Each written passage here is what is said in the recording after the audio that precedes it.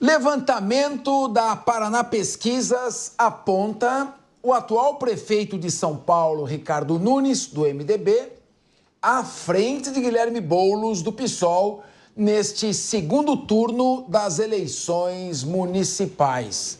Vamos ver a arte, vamos acompanhar. O Ricardo Nunes está aí com 52,3% dos votos contra 39,2% do Guilherme Boulos. Aí uma diferença enorme, estou falando aqui de 13 pontos, né? 13,1 pontos percentuais. E aí, os que não sabem são só 3,3%. E pelo visto, vão continuar sem saber. E 5,2% também de votos brancos e nulos. Agora vamos ver a rejeição, que isso é muito importante para o segundo turno. Na rejeição, o percentual de Nunes subiu, não sei se influenciado pelos últimos acontecimentos, mas para 36,1%.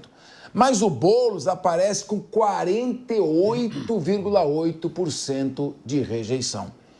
A pesquisa da Paraná Pesquisas, que sempre é muito precisa nos seus resultados, foi realizada entre os dias 12 e 15 de outubro, com 1.500 pessoas entre 16 anos ou mais. A pesquisa está registrada no Tribunal Regional Eleitoral, para quem quiser checar. O protocolo é 06311/2024.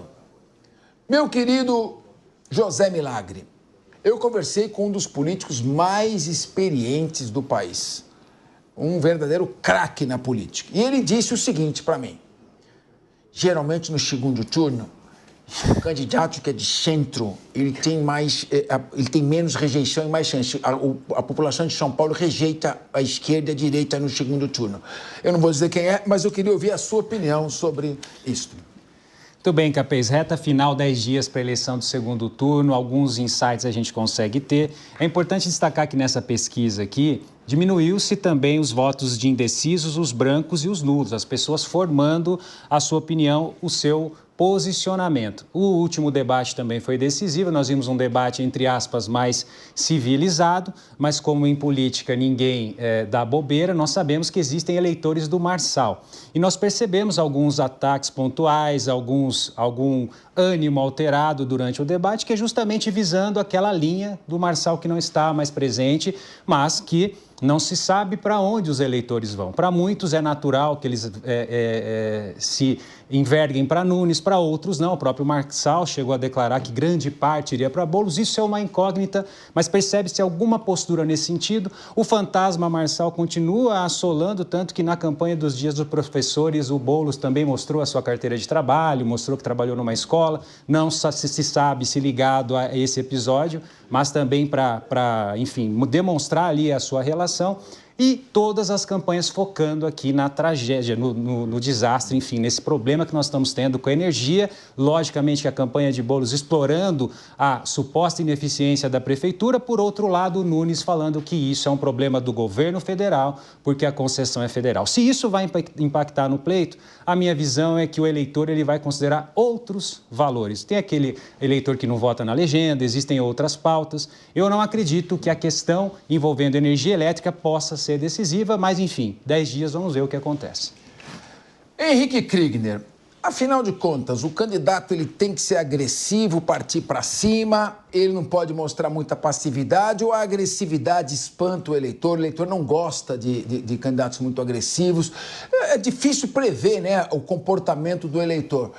Você, como cientista político, o que ele deve mostrar? Autenticidade, propostas, elegância, firmeza? Quais são as características que podem fazer de um candidato um bom concorrente ao cargo que disputa?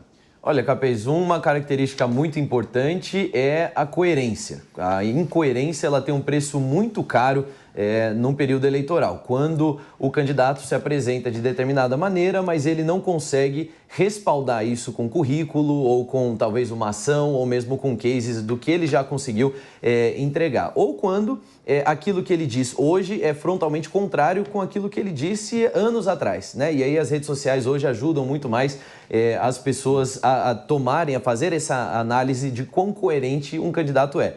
Com relação à agressividade, a agressividade ela sempre se mostra de certa maneira negativa. O que é positivo é mais a firmeza nos posicionamentos,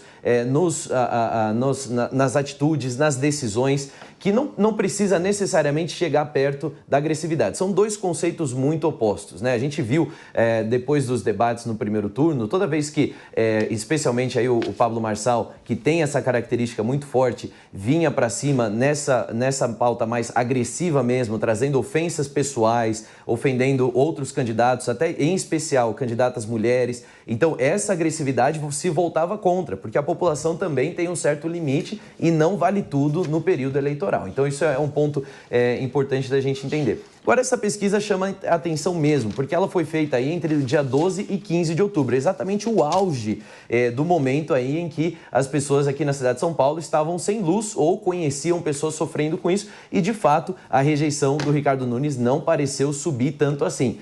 Vai demandar muito da equipe do Boulos um esforço para poder se lucrar dessa situação no sentido que eles estão querendo fazer. Agora, Luana Tavares, o candidato, você veja bem, há uma tendência à reeleição dos candidatos em cargos majoritários, seja federal, municipal ou estadual. Dizem que é uma eleição, um mandato de 8 anos com plebiscito no meio, porque se a administração é boa ou não.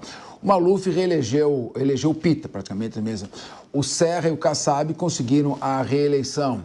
O Dória elegeu o Bruno Covas. E elegeu, o que eu digo, o mesmo grupo, né? E nesse sentido, cada um tem seu mérito de ter se elegido, claro.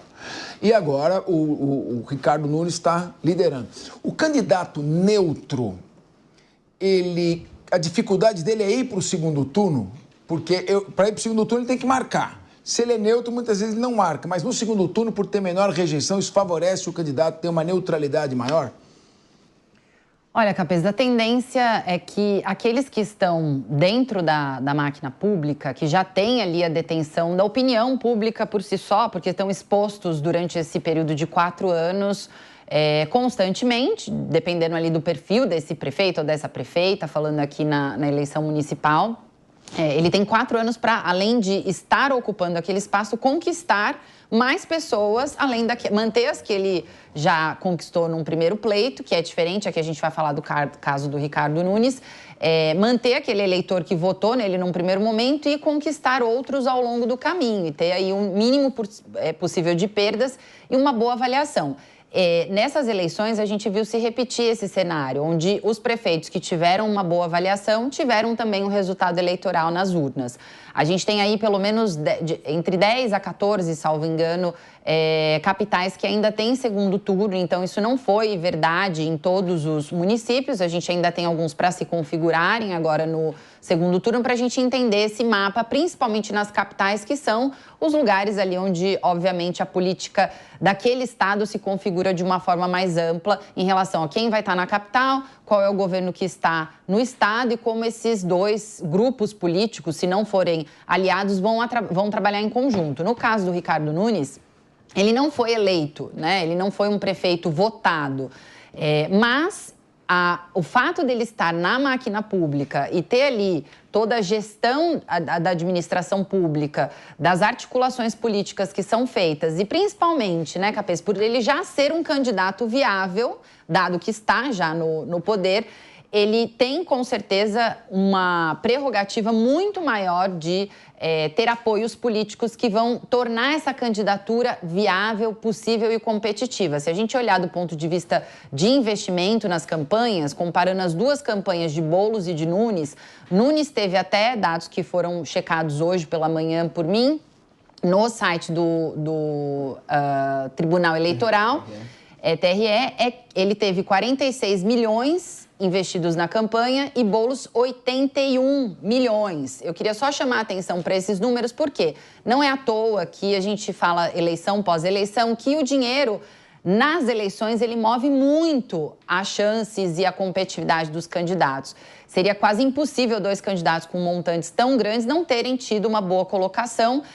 Se a gente olha o histórico de candidaturas aqui da cidade de São Paulo, Capeza, a gente tem aí uma média de 15 a 25 milhões investidos. A gente ultrapassou muito essa marca. Esse foi o ano em que as campanhas, no geral, foram muito mais caras do que as campanhas anteriores. E um dos efeitos que a gente pode colocar até aqui como uma variável é o efeito da polarização e do medo desses grupos políticos mais antigos de perderem espaço para aqueles que, como por exemplo, Pablo Marçal investiu na campanha 8 milhões, predominantemente, né, a totalidade desse recurso de pessoas físicas e doações online, mas de pessoas físicas também na campanha, e não utilizou nenhum recurso público. Então, cada vez mais esses candidatos surgindo, candidatos de redes sociais, ele força o sistema político e público já tradicional a investir mais dinheiro para manterem os seus candidatos.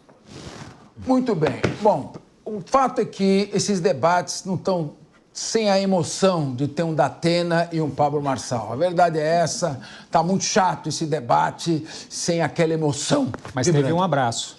Pelo menos teve um abraço, né?